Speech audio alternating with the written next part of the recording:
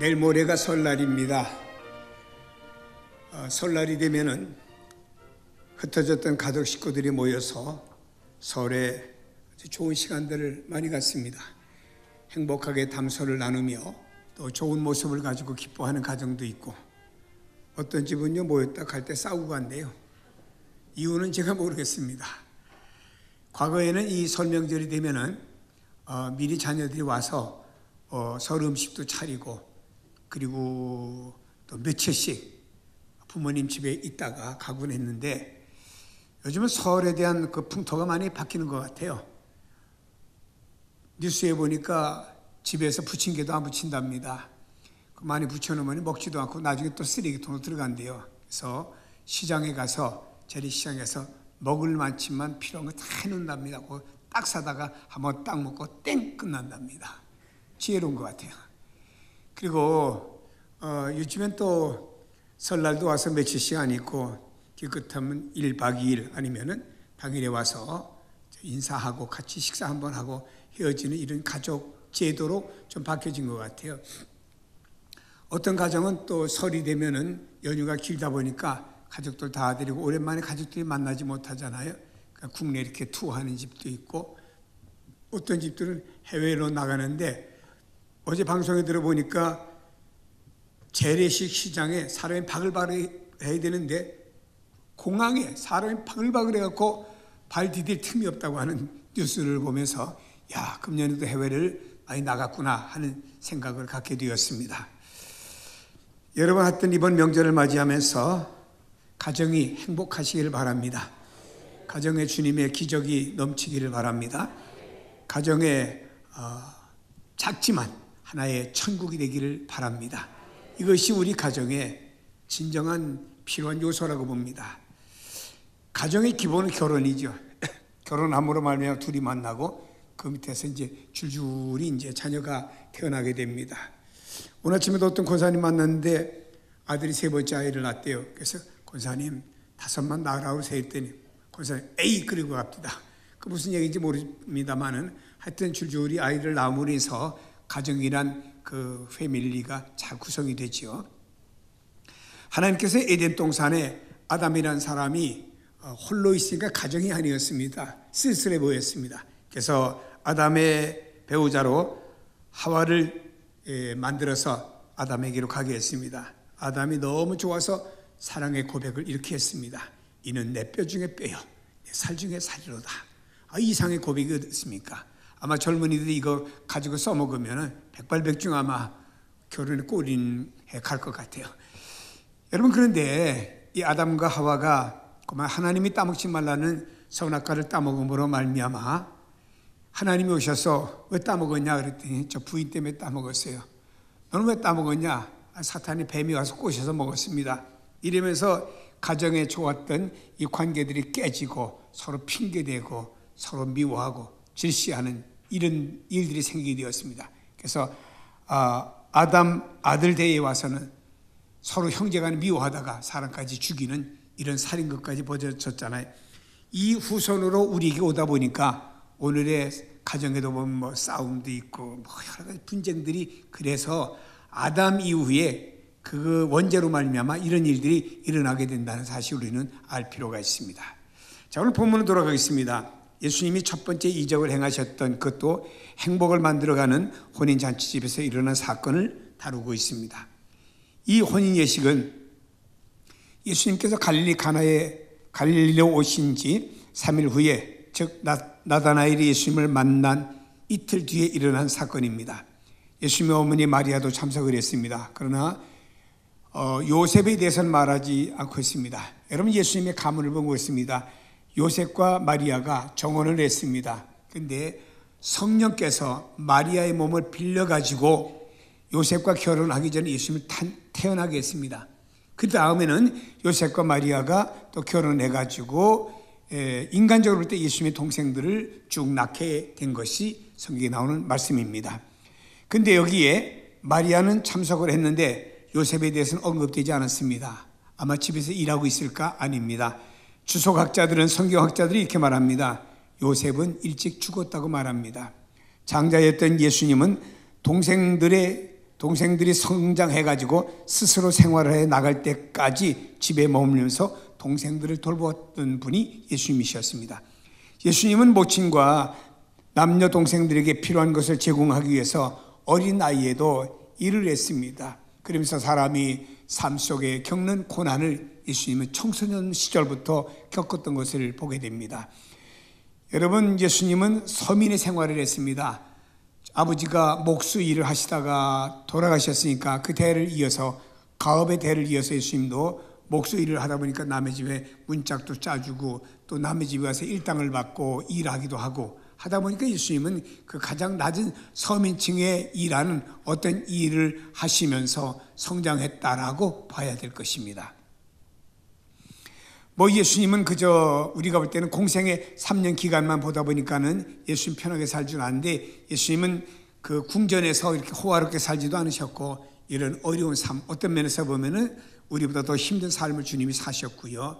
요즘 청소년들이 알바하면은 24 편의점 가서 시간제로 해서 알바비를 받아오고 합니다만, 그거는 예수님이 하셨던 일과는 차원이 다른, 예수님은 진짜 저 밑바닥에 노동 일을 하시고 성장했다라고 봐야 될 것입니다.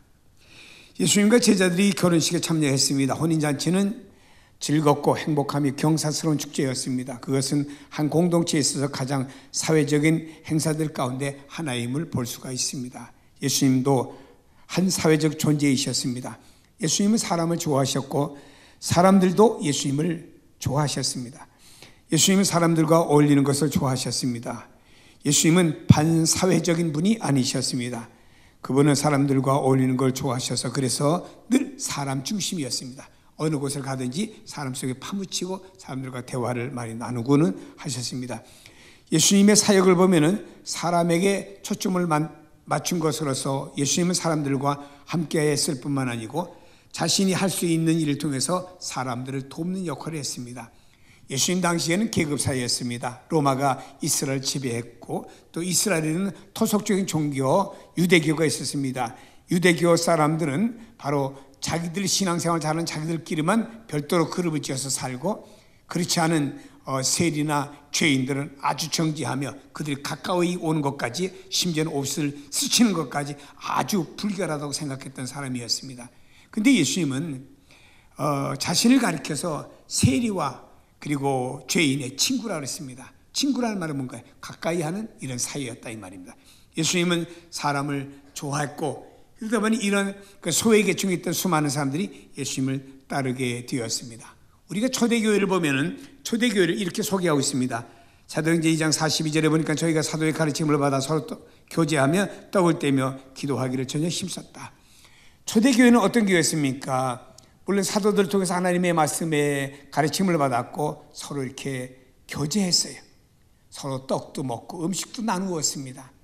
이런 교제가 있었습니다. 즉 초대교회는 그 사회와 격리된 존재가 아니고 사회 사람들을 초청해서 함께 먹고 마시며 아름다운 교제가 있었던 것이 초대교회였다라고 하는 것입니다. 로마서 12장 13절에 보니 성도들이 쓸 것을 공급하며 손대접하기를 힘쓰라. 초대교회들은 손님 대접하기를 힘썼다라고 하는 것입니다. 또 고린도전서 10장 27절에 보니 불신자 중 누가 너희를 청하매 너희가 가고자 하거든 너희 앞에 무엇이든지 차려놓은 것은 양심을 위하여 묻지 말고 먹어라. 여러분, 유대인들은 이 불신자 또 고린도 교인들에게는 신자와 불신자가 먹고 또 먹지 못할 음식들이 많이 있었습니다. 왜냐하면은 고린도 교회 지역에는 그 짐승을 잡으면은 먼저 우상의 제단에 갔다가 놓았다가 와서 그 다음에 그 시장에다 팔고 합니다. 그러니 어느 물건이, 어느 짐승이나 어느 음식이 그 우상에게 갔다 왔는지를 모릅니다. 그때 사람들은 깨림직하니까 자기들끼리만의 별도의 어떤 고기도 자꾸 해서 먹습니다. 그러나 바울은 말했습니다. 불신자들이 너희들을 청하면 가라. 그리고 뭐든 차려놓으면 이게 맞냐 안 맞냐 따지지 말고 먹어라 그랬습니다. 이 말은 무슨 말인 거예요? 불신자와도 교제를 하라 이 말입니다.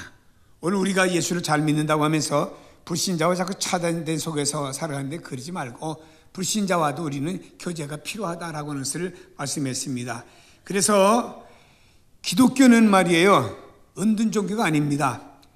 폐쇄적으로 살 것을 말씀한 것도 아닙니다. 사회적으로 서로 어울리며 신앙과 삶의 균형을 이루어 나가야 됩니다. 사회가 너무 바쁘다고 서로 어울리지 못하면 혼자 살 수 없는 세상이 되어버리고 맙니다. 고독해지죠.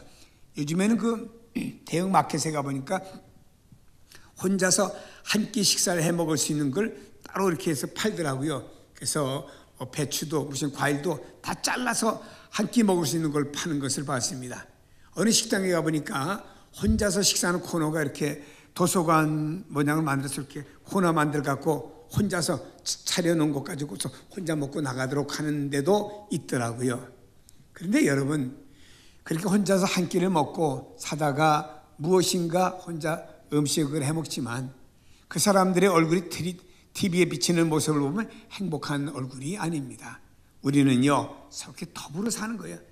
가족들끼리 더불어 살고, 뭐 지지구복과도 더불어 살고, 이렇게 다 더불어 사는 겁니다. 지금은 지지구복지만 세월이 지나다 보면 다 추억거리입니다. 그게 좋은 추억거리로 남는 거예요.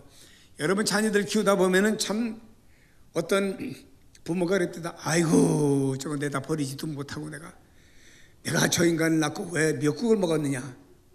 미역국 싫으면 시락국을 잡수지 왜 그랬어요. 그건 좀 힘들다 이거죠. 그래도요, 다 성장하고 나면요, 다 이 추억거리가 되는 겁니다. 추억거리가. 이게 추억거리는 거예요. 제가 어느 집에 신방을 갔어요. 예배를 드리고 나니까 과자도 사탕도 이렇게 차려놨습니다. 또 잠깐 기도하고 나니까 과자하고 사탕 싹 없어졌어. 보니까 그 집에 유치원 다니는 아들내미가 다 갖다 지주머니에다 넣고 저 문 입구에서 어부질 때 혼자 먹는 거예요. 엄마가 눈으로다 그냥 번개불 갖다 쏘면서 너 이때 죽었다고 막 야단하더라. 근데요, 세월이 지났어요. 그 청년 예수 잘 믿으면서 청년이 된 다음에 제가 보니까 너무나 참 의젓하고요, 너무나 대견스러워요. 오늘의 주소지를 보지 마시고 미래를 위한 좋은 추억이 된다는 사실을 기억하는 것이 좋을 것입니다.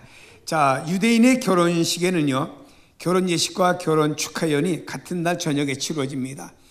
결혼한 부부를 친구들이 쫙 호위하고 그 집으로 들어옵니다. 그때는 그냥 들어오지 않고 그 마을을 한 바퀴 쭉 빙 돌면서 우리 결혼한다는 것을 알리면서 옵니다. 그때는 지금같이 가로등이 없으니까 횃불 내지는 등불을 갖다가 그 신랑이 오는 길 갖다 쫙 비춰주면서 또 그 동네 사람들이 다 나와서 다 보면서 축하하는 박수도 해주고 말입니다. 축하한다는 말도 하여가면서 여러 가지로 참 이렇게 함께 기뻐해 줍니다. 이런 소리가 들리죠.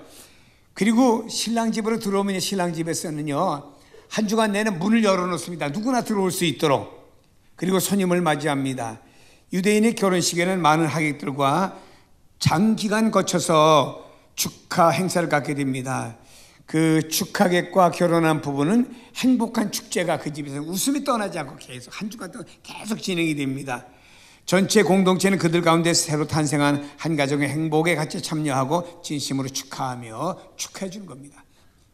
여러분, 저는 여러분들의 가정이 이런 새롭게 결혼한 이런 가정과 같은 이런 행복과 축제가 넘치는 가정이 되기를 바랍니다.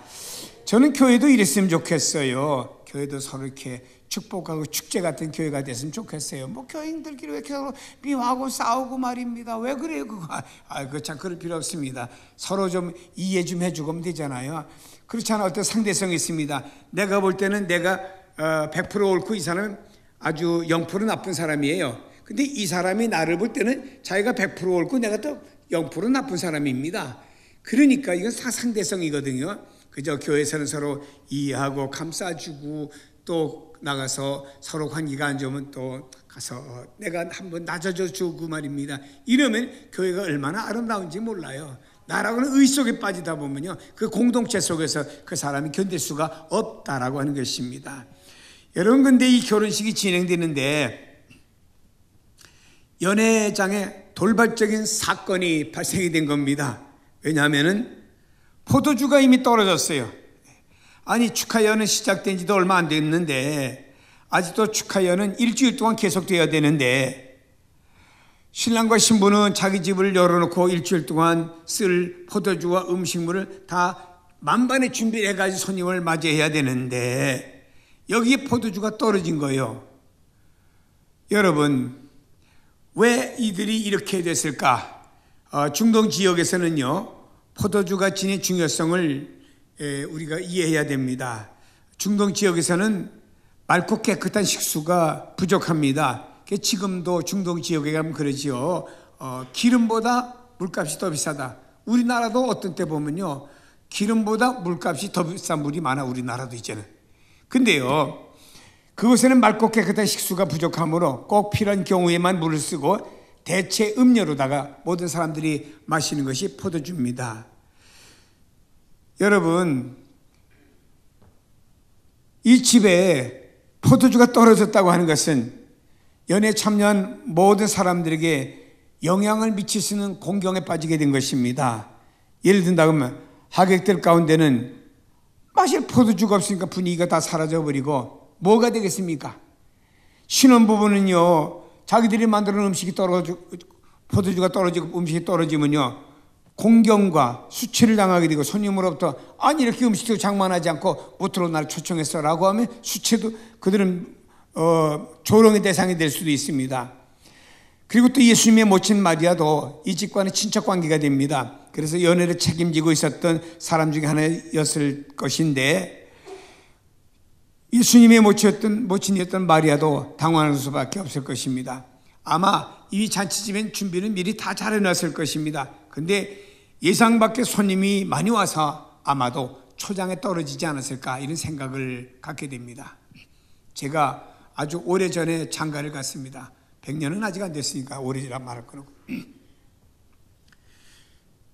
물었습니다. 신부집에서는 하객이 얼마나 오겠냐고 그랬더니 한 200명 올 것 같대. 그러면 우리 또 내 하객이 한 400명에서 한 600명이면 충분하겠다 해서 그 냉면집에다 냉면을 600그릇을 맞추고 그리고 떡이나 이렇게 준비를 했습니다. 근데 그날 하객이 950명이 왔어요. 그러니까 이게 나중에 냉면은 고사하고 떡도 다 떨어진 거예요. 그래가지고요, 전 장가 가고 난 다음에 사람들이 만나면 잔치집 갔다 떡 한 쪽으로 못 먹고 온 집은 너네 집이라고 그러고, 아유 얼마나 원망 많이 들었는지 제가 그때 모세 생각이 납니다. 광야를 인도하다 사사건건 원망받은 모세가 생각이 나더라고요. 여러분, 나름대로 준비는 했지만 예상 밖의 상황을 맞이하면 이런 일이 있을 수가 있다는 오늘 우리 삶 속의 허다한 이야기들 아닙니까? 여러분, 이것은 바로 한치 앞도 내다보지 못하는 인간의 모습이라고 하는 것을 깨달을 수 있습니다. 야고보서 4장 14절에 보니까 내일 일을 너희가 알지 못하는도다. 너희 생명이 무엇이냐? 너희는 잠깐 보이다 없어지는 안개니라. 내일 일을 우리가 몰라요.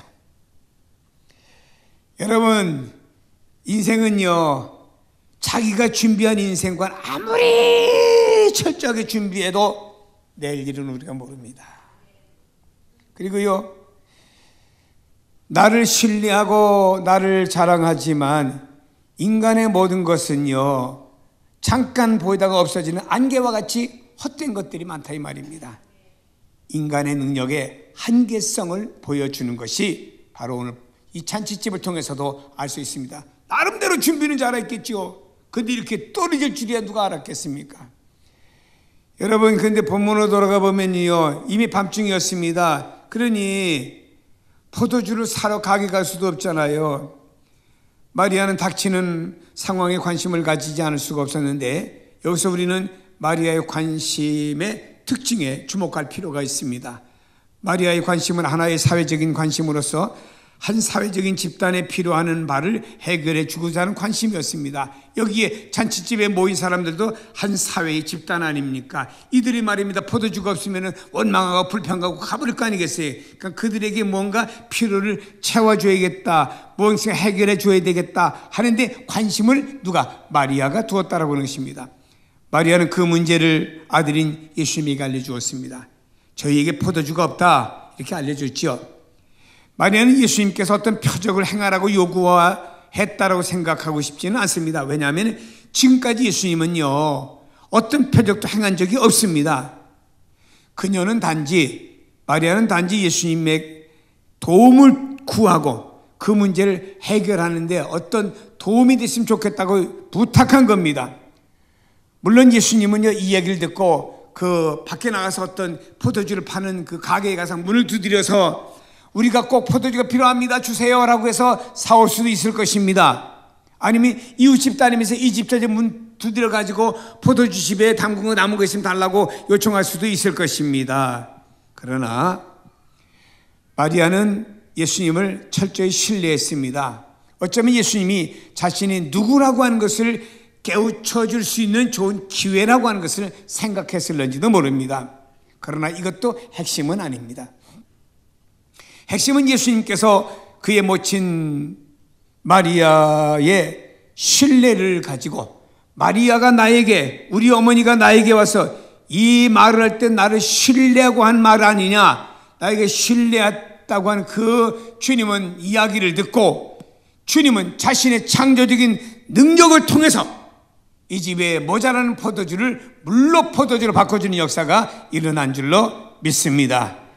다시 말해 인간의 거듭남의 필요를 채워주는데 엄청난 능력의 기회로 보셨던 것입니다. 여러분, 이 마리아의 관심사나 우리의 관심사나 공통점이 있습니다. 사람들은 사회적으로 많은 것들을 필요로 하고 있어요. 가정에도 필요로 하고, 교회 공동체도 많은 걸 필요로 하고, 여러분 사랑하는 공동체 많은 것들 다 필요로 하고 있습니다. 사회는 사회 사업가이건 사회 공동체이건, 아니 사회의 어떤 개인의 일원이건 간에 우리가 이 사회로부터 많은 관심의 초점이 있습니다. 야, 사회가 건강했으면 좋겠다, 좀 풍요로웠으면 좋겠다, 좀 이 사회적으로 화평했으면 좋겠다, 우리 가정이 사회적으로 어떤 위로를 받고 싶다, 사회적으로 어떤, 요즘은 뭐 집 살려면 평생을 세리맨이 나가도 집을 못 산다고, 집 좀 공급받았으면 좋겠다, 이 사회의 정의가 실천되었으면 좋겠다. 이런 것은요, 마리아가 이 혼인잔치집의 필요로 해서 사회의 필요성을 채워주려고 했던 것이냐, 우리가 이 세상 살아가면서 관심 갖는 사회에 대한 공통점이나 비슷하다라고 하는 것입니다. 여러분, 예수님께서도 말씀드렸듯이 사회적 관심이 많으셨습니다. 그러므로 혼인집에 공경과 무엇이 필요한지를 주님은 아셨지요. 그리고 그 문제를 예수님이 해결해 주신 것입니다.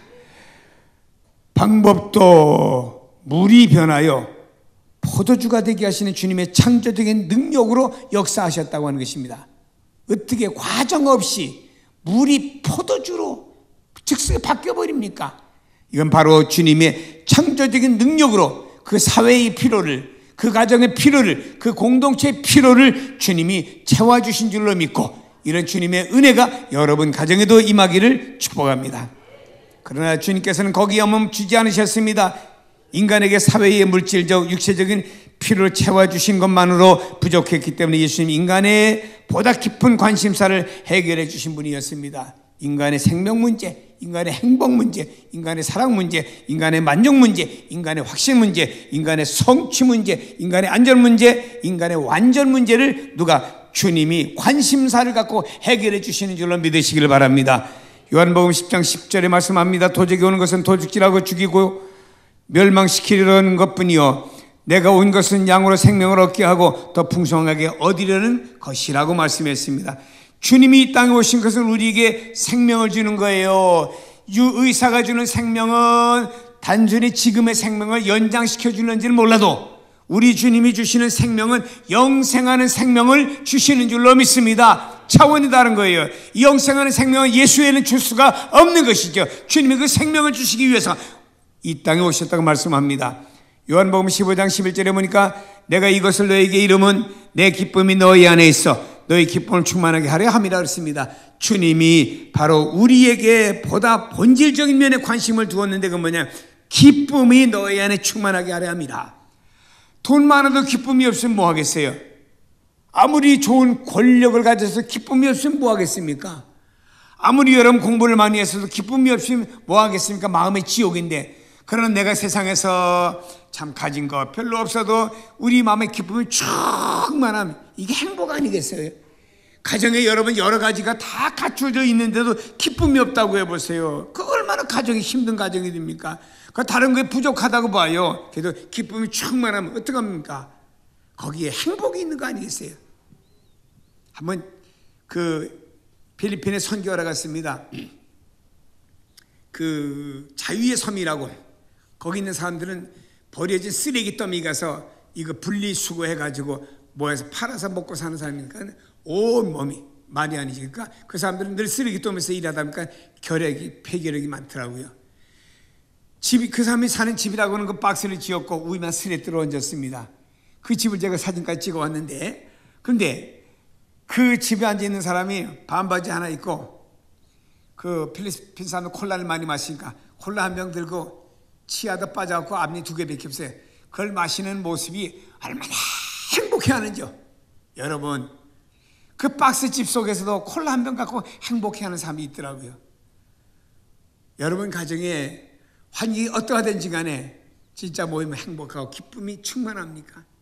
이게 가정의 천국인 거예요.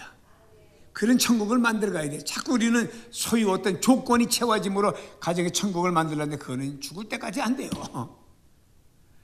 여러분, 우리는요, 주님 말씀했습니다. 나는 너에게 기쁨이 충만하게 해주기 위해서 이 땅에 왔다고 말씀했으니 주님으로 말미암아 기쁨이 충만해지기를 축복합니다. 예수님께서는 새롭게 창조하실 능력이 있어서 이 이적을 통해서 그러한 능력을 나타내셨고, 나타내셨다고 하는 사실을 믿는 사람도 있고 믿지 않는 사람도 있어요. 둘 중에 하나입니다. 예수님은 창조의 능력이 있어서 물이 포도주로 바꿔서 믿습니다. 믿는 사람도 있고 안 믿는 사람도 있다, 이 말입니다. 여러분 다 믿음의 사람이 되기를 바랍니다. 성도들 가정이 혼인집과 같이 기쁨과 행복이 가득한 집이 되기를 원합니다. 성도들의 삶 속에 인간의 한계를 느끼며 힘들어하는 삶이 올 수도 있다고 봅니다. 혼인집이 행복으로 떠들었는데 행복은 잠깐입니다. 포도주가 떨어져 당황하는 삶으로 직면하게 되었습니다. 우리도 그럴 수가 있다, 이 말입니다. 그러나 여러분, 하나님이 여러분을 선택하고 부르셔서 하나님의 자녀로 삼아주셨기 때문에 행복과 불행도 바로 주님의 간섭 속에 있고 주님이 합력하여 선을 이룬다는 사실을 믿으시기를 바랍니다. 하나님이 지금도 살아계셔서 새롭게 창조하시는 능력, 이적을 통해서 여러분의 삶을 축복해 주시며 여러분의 가정을 축복해 주시는 주님으로 믿기를 바랍니다. 한 사람이 시골에서 태어났습니다. 초등학생이에요. 아버지는 일찍 병원으로 돌아가셨고 어머니가 파출부로 일하면서 자녀들을 키우고 있습니다. 그는 초등학교 6학년이 되었을 때 서울로 이사와서 6학년 초등학생이 신문 배달하며 또 앰프 공장에 가서 일을 하면서 가정의 경제를 도왔습니다. 가정이 너무너무 어려워서 진학을 포기하고 또 어머니 도우려고 했으나 어머니가 하도 군면에서 한양 공고 야간에 들어갔습니다. 공고 고등학교에 들어가서 낮에는 헤드폰 공장에서 일하고 밤에는 공부하며 힘들게 삶을 삽니다. 그러다가 고2 때 주님을 만나 열심히 교회 나가게 되었고 학교에 다녀와서는 몸이 축 처졌지만 낮에는 공장에 일하고 밤에 또 학교 공부하고 오니까 축 처지잖아요. 그래도 금요 철야기도 한 번도 빠지지 않고 나가서 열심히 기도하다가 그가 고3 때 하나님 앞에 진로 문제를 놓고 기도하는데 하나님이 감동을 주셨어요. 두려워하지 말아라. 내가 너와 함께 하겠다.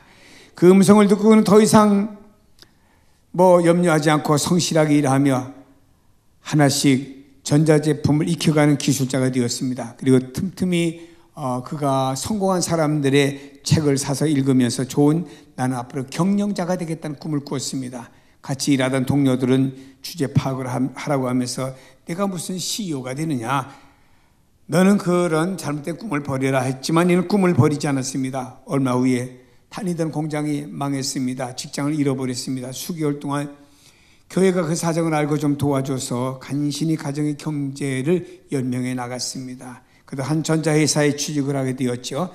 3년 동안 밑바닥에서부터 열심히 일을 하다가 사업을 해보고 싶은 마음이 있어서 회사를 그만두고 지하 3방에 조그마한 간에 공장을 차렸습니다. 밤새 기계 돌리는 소리 때문에 이웃 사람들이 이렇게 시끄럽다고 항의가 들어옵니다. 근데 공장의 상황은 점점 안 좋아집니다. 아내와 열심히 밤낮으로 일했지만 빚은 늘어가고 마음은 지칠 대로 지쳤습니다. 어느 날 시리에 빠져 이렇게 인생 살아 뭐하냐 하면서 자살할 마음을 갖고 한강으로 갔습니다. 막상 한강에 가서 한강을 흐르는 물을 바라보는데 자기의 두 어린 자녀가 한강물이 이렇게 얼굴이 떠올라지는 거예요. 도저히 자살할 용기가 나지 않습니다. 강물을 무그러니 바라보고 있을 때 강물에 비친 자신의 초라한 모습이 이제까지 고생하며 살았던 삶이 너무 억울했어요. 마음속에 사탄이 그때 유혹이 들어옵니다. 한 번만 풍덩 뛰어들어가면은 모든 고통은 끝나. 뛰어들어라고 이렇게 유혹을 합니다. 그때 자신도 모르게 한쪽 발을 물에 들여놓게 되었습니다. 근데 갑자기 어디선가 뻥 하는 소리가 나요. 이상해서 놀래가지고 사방을 두리번거려 봤더니 사람들이 어떤 모임에 왔다가 끝나고 헤어지면서 서로 대화를 나누는데 그 이야기가 귀에 들립니다. 어떤 사람이 이런 얘기 했습니다. 집사님, 이번 주일에 교회에서 뵙겠어요. 그 순간 고3 때 들었던 하나님의 음성이 생각났습니다. 두려워 말라, 내가 너와 함께 하리라. 그는 즉시 강물에서 발을 빼고 마침 그가 금요일인지라 교회를 향해 달려가게 되었습니다. 하나님 믿는 사람은 잠시 실패했다고 해서 젊은 나이에 죽을 수 없지. 교회 가서 하나님 앞에 회개하며 죽을 용기가 있다면 그 용기를 가지고 하나님을 바라보고 힘차게 살아가자. 다시 한번 굳게 결심하게 되었습니다. 얼마 후에 그는 5평짜리 차고를 빌려가지고 단돈 50만 원으로 중고기계 2대를 구입해서 하나님의 앞길을 예비하실 것이라는 믿음을 가지고 전자사업을 다시 시작을 했습니다. 그리고 이 사람은 그 공장에 3가지 큰 표를 세웠어요. 첫째로 불량품이 없게 하자. 두 번째로 철저히 납기일을 지키자. 세 번째로 신용을 쌓아가자. 근데 하나님이 이 가정을 축복해 주셔서 연매출이 300%씩 올라가 급성장을 했습니다. 지금은 코스닥 상장까지 했고 모두가 인정하는 장래 유명한 벤처기업이 되었어요. 누구라고 말하면 여러분 알 것 같아서 제가 회사는 얘기하지 않습니다. 큰 벤처기업의 회장이 되었습니다. 언제나 나와 함께 하시는 임마누엘 하나님을 바라보며 두려워하지 말라, 내가 너와 함께 하리라. 이사야 41장 10절에 말씀합니다.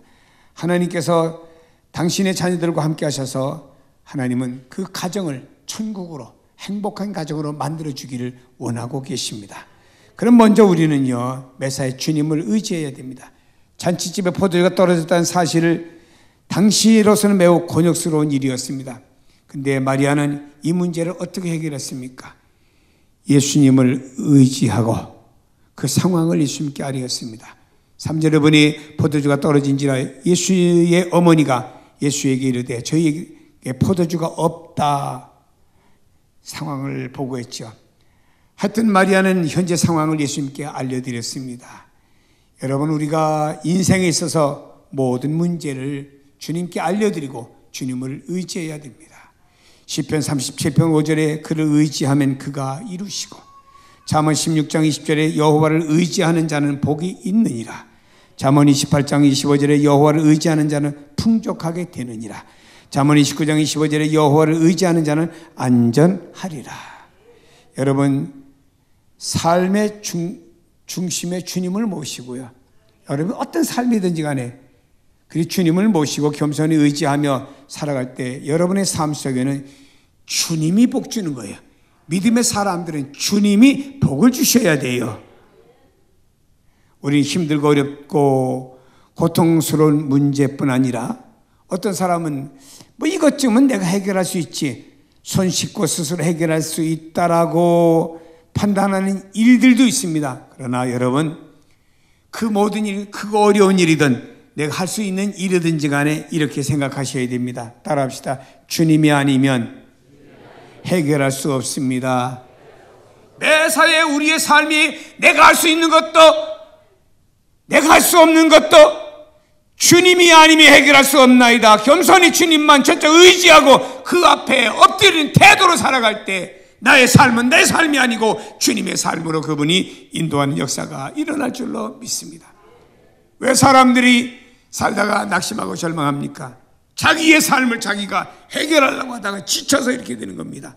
우리는 주님의 삶으로 주님 맡기고 하루하루 그분의 인도하심을 따라 살아갈 때는 놀라운 것이 주님으로 말미암아 새롭게 되는 줄로 믿습니다. 우리에게 중요한 것이 있습니다. 말씀을 따라가야 됩니다. 여러분, 물이 변화의 포도주가 된 것은 어느 때입니까? 주님의 명령을 받은 하인들이 도랑아리에 물을 가득 붓고 그것을 연회장에 갖다 주었을 때입니다. 여기서 주님의 명령을 눈여겨 보아야 됩니다. 도랑아리에 물을 가득 채우라고 말씀하셨습니다. 했어요. 그것을 떠서 연회장에 갖다 주라고 명령했습니다. 그대로 했습니다. 여러분, 이것을 여러분 현대적인 머리로 생각해 볼 때 얼마나 황당한 일입니까? 도랑아리 물을 퍼다 물에 부었어요. 이 물을 퍼서 또 연회장에 갖다 주래요. 한번 생각을 해보세요. 이성적으로 판단해 보세요. 이게 논리적으로 판단해 보세요. 말이 맞습니까? 인간적으로 볼 때 그건 순종할 만한 내용이 못 되는 거예요. 아무리 남의 집의 하인이지만 이것은 그 순종하기가 어려운 것이요. 하지만 하인들은 주님의 명령에 무조건 피동으로 움직였습니다.